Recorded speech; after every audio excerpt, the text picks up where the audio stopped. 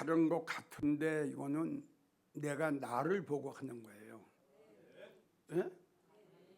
내가 나를 볼 때에 사는 걸로 착각을 했어요. 근데 너는 죽었구나 하는 것은 주님이 보셨을 때에 죽었어요. 이것이 우리가 믿음 생활하는데 모든 말씀이 다 중요하지만 이 죽은 자는 천국을 못 가요. 성경을 보면 그렇게 돼 있어요. 그런데 본문의 말씀 보면은 자기가 살은 걸로 지금 알고 있어요. 이게 얼마나 불행한 일이에요. 얼마나 미련하고.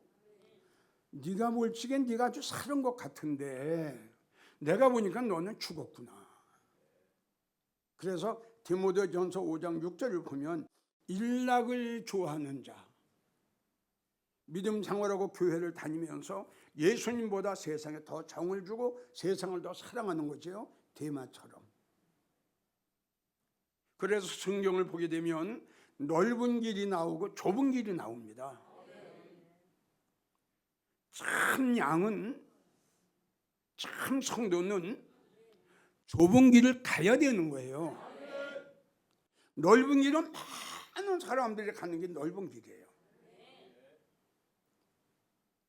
넓은 길로 가는 성도들이 나중에 천국을 갈지 구원을 받을지 그거는 주님만이 아실 거예요. 교회는 다니고 믿음 생활을 하면서도 즐거워하는 거, 세상의 행복.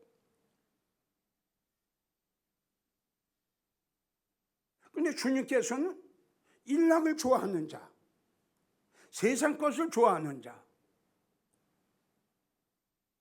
예수님보다 금과 은을 더 사랑하는 자, 좋아하는 자는 너는 살았으나 죽었다. 일락이라는 것은 우리가 살아가는 과정 속에 모든 필요한 것들이에요. 우리는 힘들고 어렵더라도 일락을 좋아하지 말고 일락을 사랑하지 말고 일락의 마음 뺏기지 말고 주님 앞에 소망을 두고 살아가야 돼요. 일락은 아주 짧아요. 세상 것은 아주 짧아요. 금도 은도 부와 영화도 명예도 권세도 짧습니다. 그때뿐이에요. 근데 우리 믿음 생활하는 성도들에게는 영혼이 있는데 이 영혼을 바라보고 믿음 생활해야 될 텐데 일락을 좋아하는 거예요. 일락에 도취했어요. 그러니까 주님께서 말씀하시고 너는 죽었다.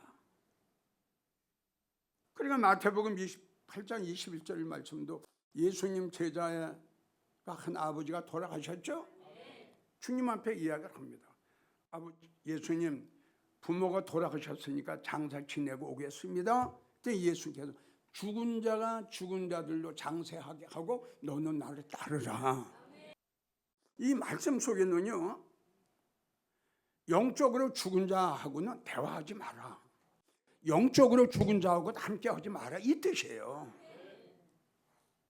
주님이 너는 깨어있고 너는 살아있으니까 가서 죽은 자들 좀 깨우고 와라. 이렇게 말씀하실 수도 있잖아요. 한마디로 딱 끊으셨어요. 야, 죽은 자가 죽은 자를 장사 지내게 하고 너는 거기 가지 마. 그리고 나를 따라. 이 무슨 말씀이에요?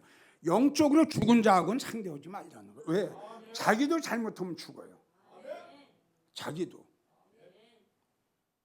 그러면 요한계시록 18장 1절에서 5절 보면 너는 거기서 나와라.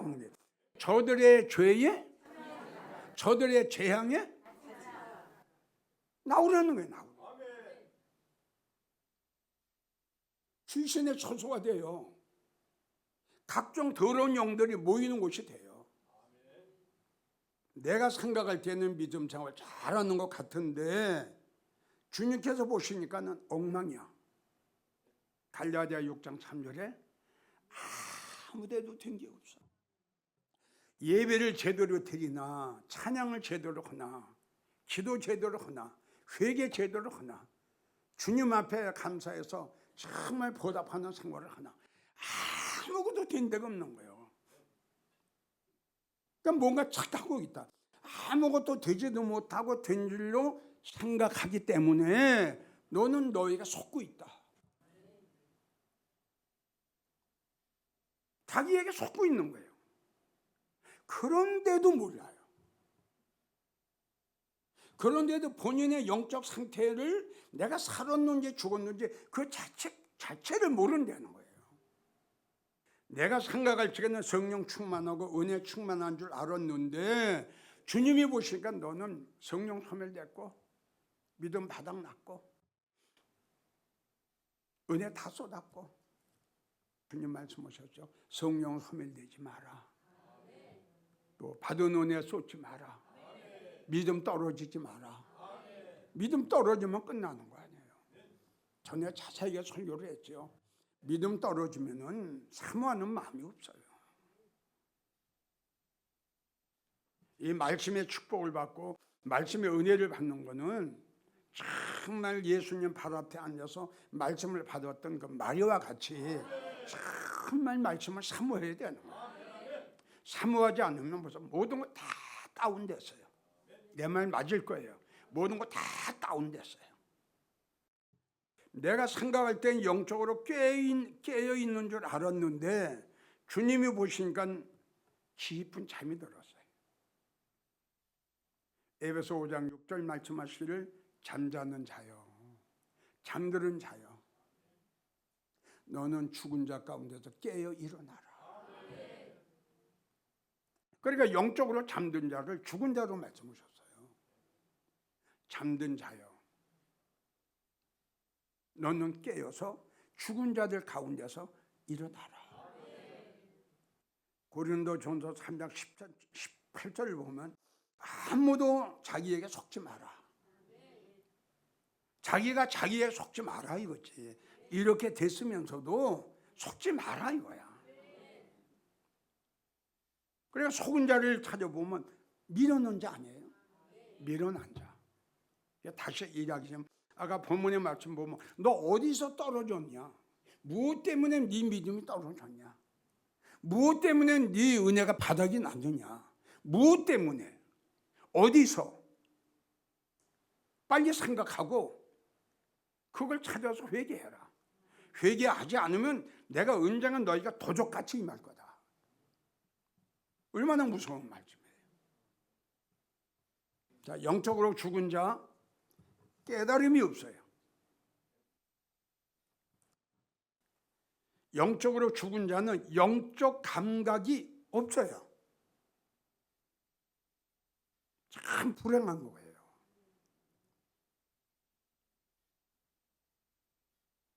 자, 죽은 사람을 때리면 아파요? 그거예요. 이 때린다는 것은 뭐 세상에 막대기를 때리는 게 아니라 뭘로요? 말씀으로 책망을 하는 거예요. 그렇게 믿음 생활해가지고 천국 가느냐? 못 간다. 이걸 깨달아야 돼. 깨달는데 왜 깨달지 못해? 영적으로 죽었어요. 전혀 감각이 없어요. 그러니까 감각이 없으니까 죽었지요. 그러니까 성경을 보면은 사람이 나를 때려도 아프지 않고 왜 아프지 않아요? 죽었지요. 죽었으면 감각이 없죠. 사람이 나를 상하게 하여도 감각이 없다. 아유, 이거는 전에도 여러분들에게 설교를 했지만 우리가 믿음 생활을 하다가 하나님이 책망을 하고 권면을 하고 교훈을 할 때가 있죠. 이거 영적으로 살아있는 자는 감각이 있어요. 바로 깨닫습니다. 아, 내가 이렇게 살면 안 되겠구나. 내가 이렇게 믿음 생활을 하면 정말 망하겠구나. 그 깨달음에서 오는 게 뭐냐면 결심과 결단입니다. 내가 이렇게 살면 안 돼. 언젠가 하나님 오라 그러면 죽을 텐데 지옥 가면 어떡하지? 언젠가 예수님 오실 텐데 그 오시는 주님을 영접하지 못하면 어떡하지? 어마어마한 7년 대환란 속에 들어갔는데 거기서 어떻게 믿음의 종교를 지킵니까? 여기서도 못 지키는데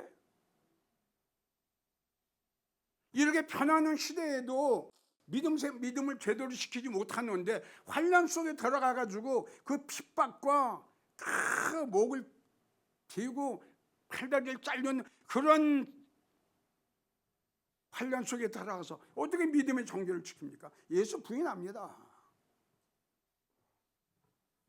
그러니까 여기서 믿음의 사람이 되어야 되고 여기서 뭔가 결단해야 되고 결심해야 되고 감각이 없으니 깨달음이 됩니까?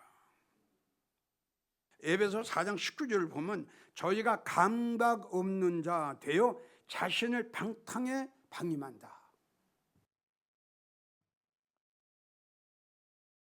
주님과 멀어져 가면서도 깨닫지 못해. 지 마음대로 지 멋대로 믿음 생활을 하면서 전혀 깨닫고 느끼는 게 없어요. 주님은 말씀하셨어요. 너는 영적 감각이 없는 자다. 예레미야 5장 3절을 보면 주님께서 그를 치셨을지라도 아플 줄 모르고 완전히 무감각이에요. 완전히 무감각. 우리의 믿음이 달라지고 우리의 생활이 바꿔지는 것은 하나님의 말씀을 듣고 내가 깨닫는 겁니다. 맞나요? 이렇게 믿음 생활하면 이게 깨닫는 거예요. 이게 깨달으면 결단을 하고 결심을 해야 돼요. 그 때문에 행함이 달라지는 겁니다. 죽은 자는 이사야 6장 9절을 보면 저희가 듣기는 들어도 깨닫지 못하고 듣기는 들어요. 그렇게 믿음 생활을 하면 안 된다는 걸 듣기는 들어요. 그런데 깨닫지 못하는데요.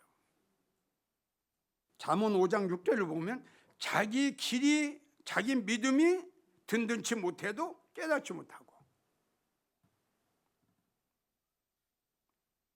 우리는요 그런 걸 좀 생각해야 돼요. 과연 내 믿음이 지금 정상적인 믿음인가? 내 믿음이 지금 떨어져 가고 있는가? 내 믿음이 바닥이 났는가? 이걸 본인들이 점검을 해야죠. 이거 점검 안 하면 어떻게 해요? 시편 19편 15절을 보면 자기의 잘못, 자기의 허물, 자기의 약한 부분을 깨달을 자가 누구냐?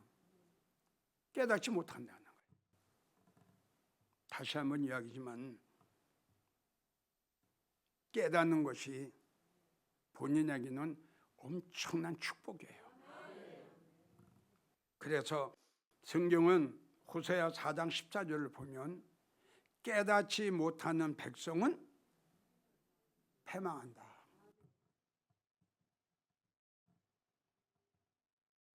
여러분들도 이런 설교를 듣고 깨달아야 돼요.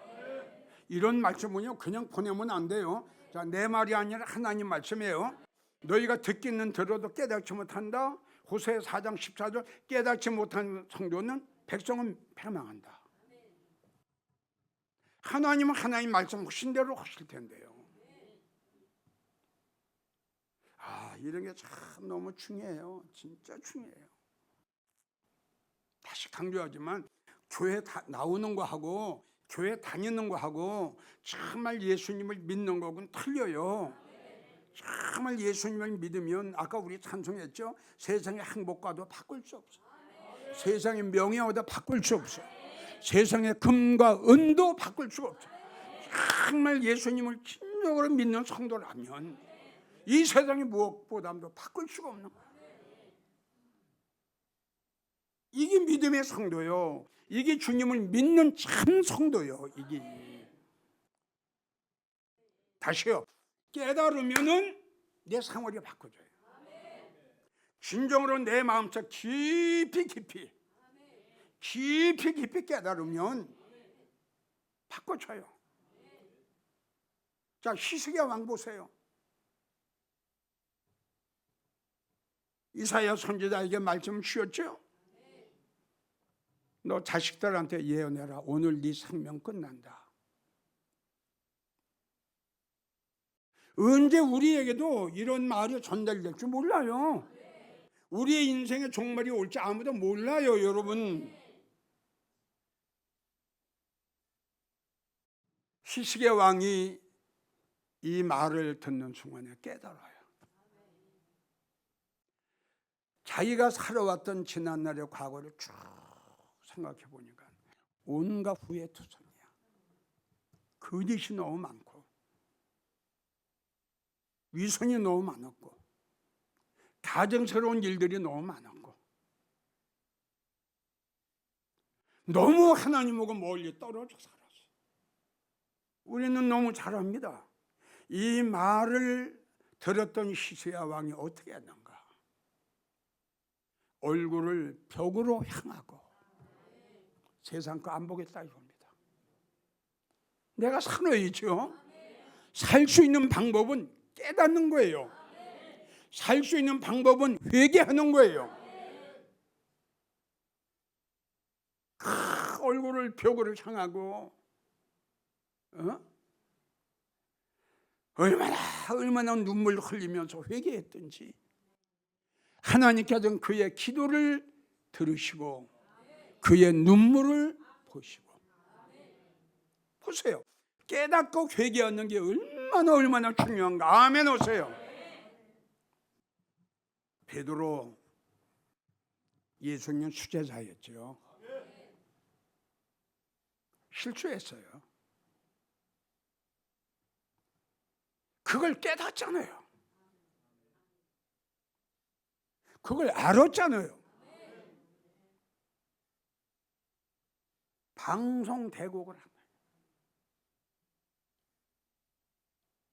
회개한 겁니다. 회개를 왜 했어요? 깨달았어요.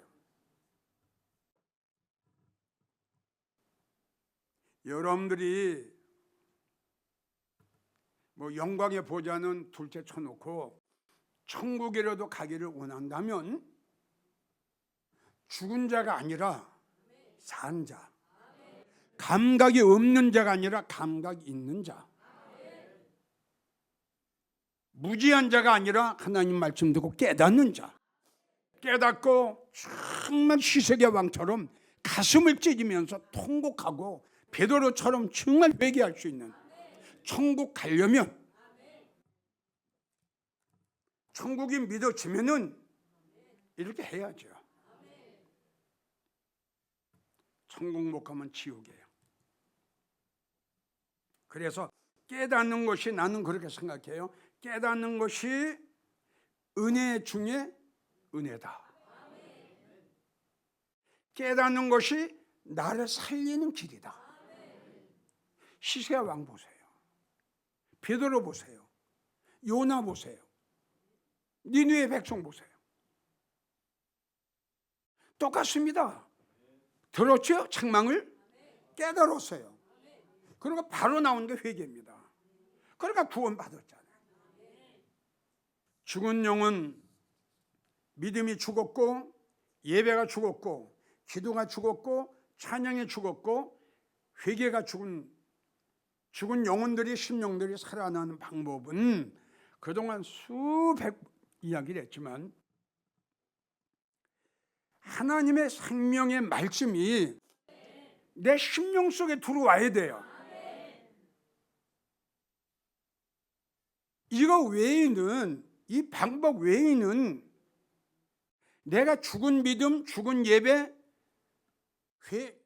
찬양, 기도, 회개, 이게 살아날 수 있는 방법이 아무것도 없어요. 이야기를 했죠. 세상의 예외와 비유, 철학적인, 문학적인 축복의 설교, 일락을 좋아하는 설교, 이거는 생명이 될 수 없다고 그랬죠. 이 세상의 어떤 것 가지고도 죽은 영혼들을 다시 소생시킬 수 있는 건 아무것도 없어요. 하나님의 말씀이 생명이에요. 죽은 자에게 생명이 들어가니까 살아나는 거죠. 여러분들이 믿음이 떨어졌죠? 살리는 방법은 아무것도 없어요. 기도 가지고 안 돼요. 하나님 말씀이 여러분들 심령 속에 들어갔을 적에 믿음이 다시 살아나요. 마태복음 23장 27절을 보면 이건 주님이 바리새인들에게 하신 말씀이에요. 또 바리새인들 뿐만이 아니라 우리 모두에게도 말씀하신 거예요. 형식적으로 믿음 생활하는 자들, 잘 믿지도 못하고 잘 믿는 걸 착하는 성도들에게 하신 말씀이에요. 바리새인들이요, 휘철한 무덤 같으니 겉으로는 아름답게 보이나 잘 믿는 것 같으죠. 살아있는 것 같으죠. 그 안에는 여기죠, 여기. 그 안에는 죽은 사람의 뼈와 각종 더러운 것이 가득 찼어요. 이게 아까 디모데전서 5장 6절 일락을 좋아하는 자들의 심령 상태예요. 예수님이 안 계세요. 온통 세상 거예요. 여러분들은 하루를 지나면서 그 예수님을 얼마나 몇 번이나 사랑하는지, 여러분들은 하루를 지내면서 정말 주님의 사랑과 은혜를 얼마나 생각하고 살아가는지 그걸 생각해 봐야 돼요. 내가 나오는 교회가 무덤 같지 않나? 내가 휘철한 무덤 같지 않나? 내가 죽은 자가 아닌가? 내가 산 걸로 착각하고 있지 않나? 우리는 본인들을 냉정하게 하나님의 말씀에 비춰서 아주 냉정하게 본인들의 그 영적 상태를 점검해 봐야 돼요. 다시 말하면 갈라디아 6장 보세요. 그렇지? 이러면 안 된다 이거지. 아무것도 된 데가 없는데 다 된 걸로 생각하는 거예요. 이게 얼마나 중요한 말씀이에요. 그러니까 자기가 자기에게 속는 거예요. 그래서 죽은 영혼들이 살아날 수 있는 방법은 하나님의 말씀밖에 없다.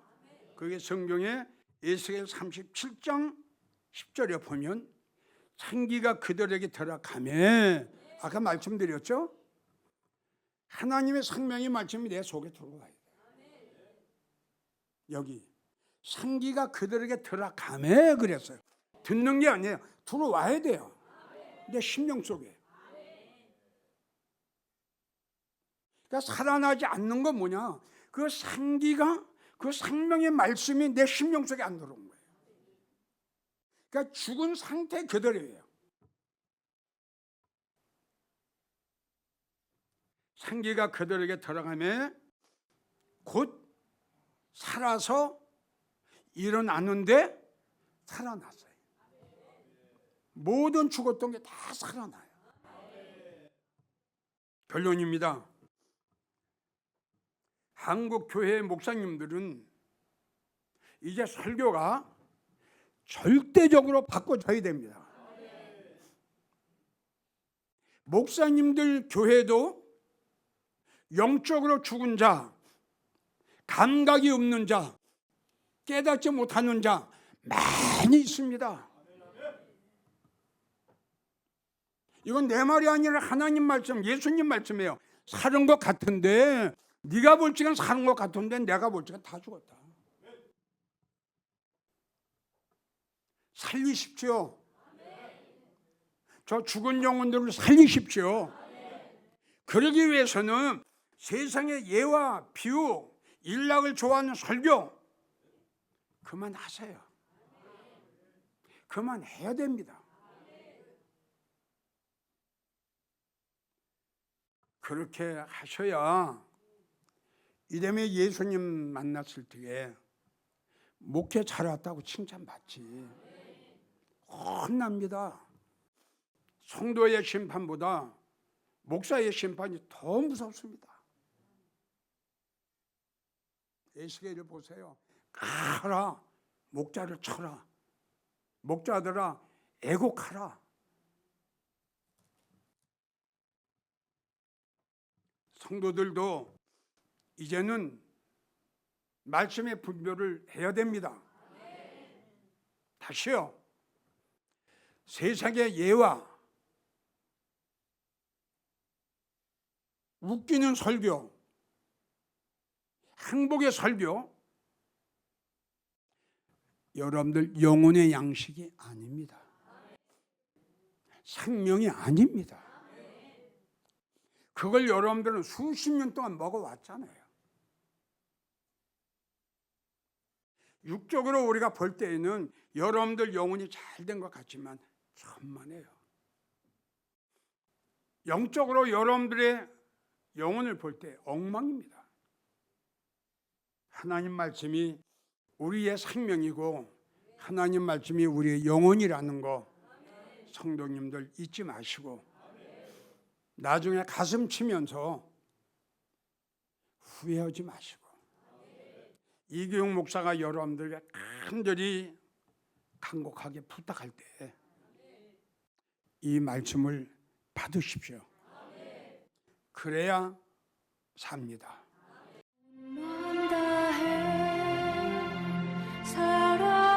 사랑합니다. 온 맘 다해 주 알기 원하네. 내 모든 삶 당신 것이니 주만 섬기리.